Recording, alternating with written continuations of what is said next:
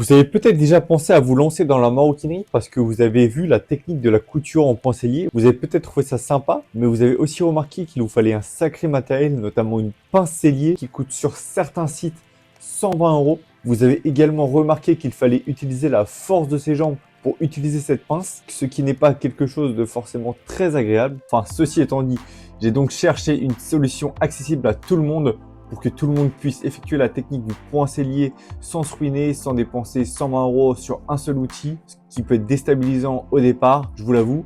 Donc je me suis posé, j'ai réfléchi et j'ai trouvé une solution accessible au plus grand nombre que je vais vous dévoiler à la fin de cette vidéo, après vous avoir expliqué les étapes préalables à la couture du point sellier. Donc restez bien jusqu'à la fin, l'astuce arrivera à la fin de cette vidéo. Petite parenthèse, peut-être que vous l'avez déjà, mais j'ai créé un guide gratuit PDF disponible en description pour ceux qui souhaitent se lancer dans la maroquinerie. Vous avez juste à cliquer sur le lien et à rentrer votre mail et vous l'obtiendrez directement. Voilà, c'était la petite parenthèse. On retourne aux étapes préalables à la couture du point sellier. On commence par la première étape qui est de bien choisir son cuir et de bien choisir l'épaisseur du cuir surtout. Car la couture au point sellier est une couture qui peut se faire sur tous les cuirs, car elle se fait à la main. Cependant, certains cuirs sont plus épais que d'autres et vous pouvez avoir des difficultés à rentrer l'aiguille dedans. Ainsi, si vous avez des difficultés à rentrer l'aiguille, je vous conseille d'utiliser le couteau à parer le cuir. J'ai d'ailleurs fait une vidéo sur les 10 outils essentiels pour commencer efficacement dans la maroquinerie. Le couteau à parer en fait partie. Cette vidéo, vous pouvez la visionner en haut à droite. Il vous servira donc à désépaissir les bords du cuir et donc avoir plus de facilité ensuite pour rentrer l'aiguille. Si vous avez un cuir assez fin, moi je sais que j'utilise du cuir de chèvre, je ne vais pas avoir besoin de désépaissir les bords, je vais pouvoir rentrer mon aiguille directement dedans. Deuxième étape, la découpe de son cuir. Il est important que vous ayez la découpe la plus propre possible. Il est important que vous ayez la découpe la plus propre possible car vos deux morceaux de cuir seront assemblés ensemble. Il ne faudra pas y avoir de décalage, sinon vous pourrez avoir une couture propre certes sur la face avant, mais sur la face retournée, vous pouvez avoir une couture qui dévie. Donc très important de bien aligner vos deux morceaux de cuir et pour qu'ils soient bien alignés, il faut que la coupe soit la plus droite possible et la plus propre possible.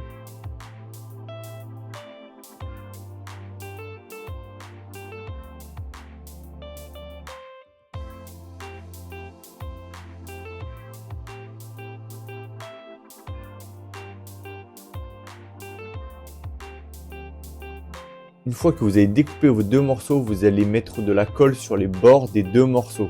Vous pouvez utiliser ce type de colle, c'est ce que je préconise. Là, je vais avoir que cette colle-là à disposition parce que c'est celle que j'ai. Mais ça fait très bien le travail, c'est une colle tout matériau. Donc moi, j'avais juste ça à disposition. Ça permet d'aligner les bords, ce qui nous sera utile pour l'étape juste après.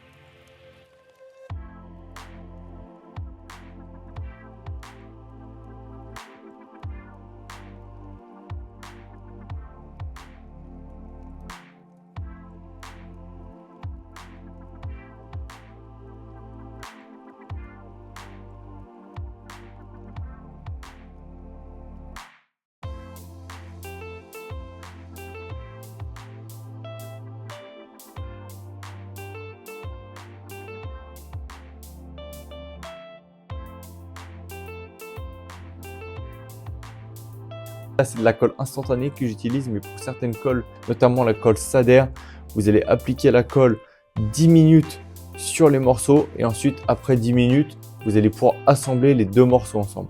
À cette étape, vos deux morceaux sont donc assemblés. Vous allez pouvoir passer à la phase de pré-piquage. Vous allez avoir besoin d'une règle et d'un stylo effaçable. Vous allez faire un trait à 3 mm du bord, plusieurs marquages à 3 mm du bord.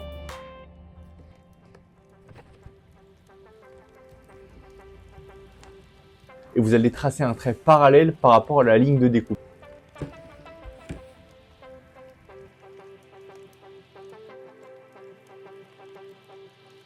Vous prenez donc votre griffe à frapper, un maillet si vous en avez. Sinon, vous allez faire le pré-piquage à la machine. Mais si vous avez une griffe à frapper et un maillet, allez-y directement comme ça. Vous allez mettre votre griffe pile poil sur le milieu du trait que vous venez de tracer et vous allez taper avec votre maillet sur toute la longueur. Respectez bien le tracé pour avoir ensuite la couture la plus propre possible. S'il le faut, refaites un passage complet pour être sûr de bien pouvoir passer l'aiguille dedans. Mais ne refaites surtout pas d'autres trous, repassez bien sur les points que vous avez déjà percés. Cela servira à passer plus facilement l'aiguille à coudre.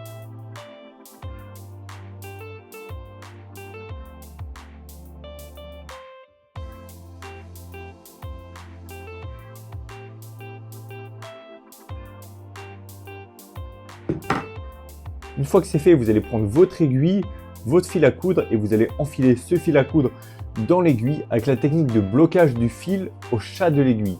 Regardez sur mon écran, je vous montre une démonstration de comment enfiler l'aiguille sur le chat. Avant de mettre le fil à coudre dans l'aiguille, vous allez prendre votre fil à coudre et vous allez faire 5 fois la longueur qui est sur votre cuir. Une fois que vous avez fait ça, vous allez passer l'extrémité du fil à coudre dans le chat de l'aiguille et ensuite vous allez venir piquer l'autre côté avec l'aiguille. Comme vous voyez à l'écran, vous allez refaire une boucle et vous allez repiquer une seconde fois, ce qui va faire une petite boucle. Vous voyez cette petite boucle, vous allez l'amener sur le chat, vous allez la faire descendre en la glissant. Voilà. Le bout le plus court, vous le faites passer sur le haut. Et ensuite, le bout le plus long, vous le refaites passer encore par-dessus. Vous tirez sur les deux en même temps, ça va faire un nœud et ça va bloquer complètement le fil dans le chat de l'aiguille. Je vous montre pour le second fil. Donc, on passe notre fil dans le chat, on laisse un petit bout. Ce petit bout, on va venir le piquer.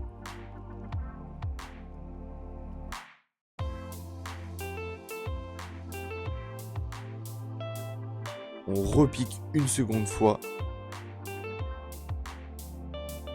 On fait une boucle. On amène cette boucle en la faisant glisser vers le chat. L'extrémité la plus courte, on la tire vers le haut. On repasse l'autre extrémité plus longue par-dessus. On tire sur les deux morceaux et ça va venir bloquer le fil dans le chat de l'aiguille. À ce stade, vous avez effectué toutes les étapes préalables à la couture du poincellier. Je vais donc vous dévoiler mon astuce pour faire la technique du poincellier sans avoir besoin de pince à poincellier. Pour réaliser l'opération, vous avez besoin d'un bras de téléphone. Vous savez, les bras de téléphone que vous mettez dans la voiture sur le pare-brise avec une ventouse. Vous pouvez aussi utiliser les bras que vous pouvez fixer sur les rebords de table. Ça fera également le travail.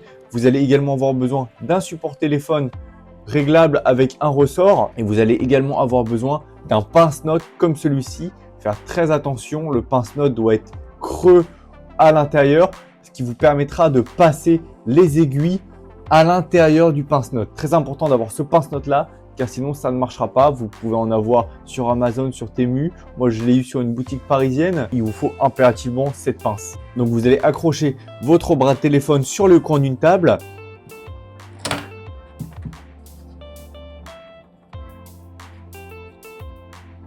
Vous allez prendre votre pince que vous allez venir bloquer sur le support de téléphone.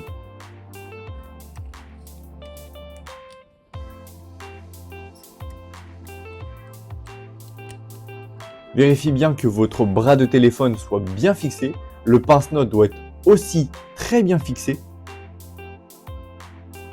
Si c'est le cas, vous pouvez commencer à coudre. Je vous montre tout de suite les étapes de couture sur mon écran. Donc là, je vais placer mon morceau de cuir. Je vais prendre ensuite mon haleine.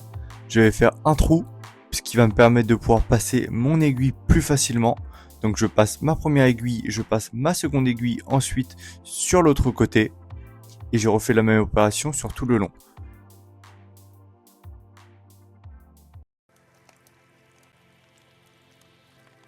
Avant tout, je retire les fils de la pince.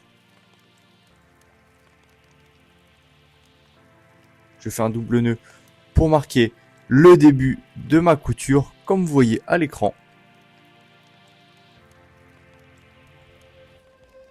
Je fais un deuxième double nœud s'il le faut. Vous avez vu, je peux aisément bouger mon morceau de cuir sur la pince, donc il n'y a aucun souci.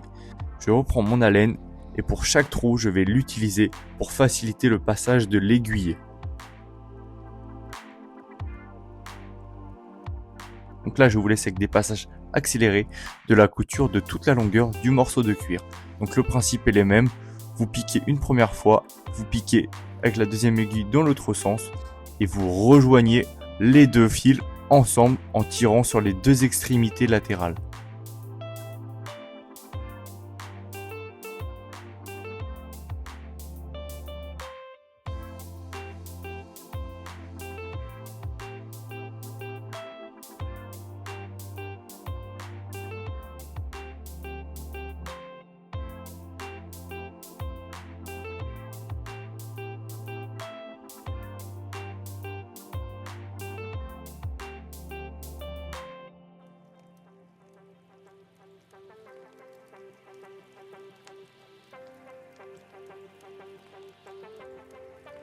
Pour la fin, ce que vous pouvez faire, c'est faire votre couture habituelle. Vous passez la première aiguille, puis la seconde aiguille. Ensuite, vous allez retirer simplement les fils du pince-note.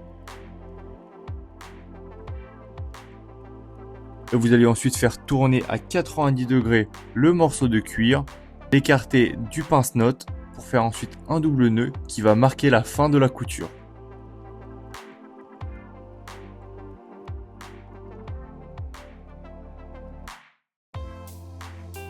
Vous pouvez ensuite refaire un second double nœud pour consolider le tout.